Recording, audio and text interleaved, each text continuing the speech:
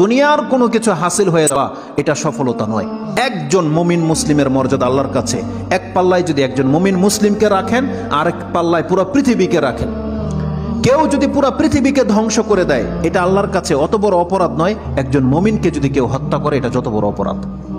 তাহলে একটা মানুষ তাওহীদের উপরে যারা আছে তাদের মান মর্যাদা এত, আল্লাহ বলছেন অতএব তারা যেন দুনিয়ার জন্য নয়, বরং তারা ওই পরকালে জাহান্নাম থেকে মুক্ত হয়ে যাওয়ার সেই রাস্তা যেন তারা অবলম্বন করে। কারণ সেই দিন যাকে জাহান্নাম থেকে শুধু বাঁচানো নয়, দূরে রাখা হবে। ওয়াউদখিলাল জান্নাহ, আর যাকে জান্নাতে প্রবেশ করিয়ে দেওয়া হবে, আল্লাহ বলছেন ফাকাদ ফাজ, এই হলো সফল কাম।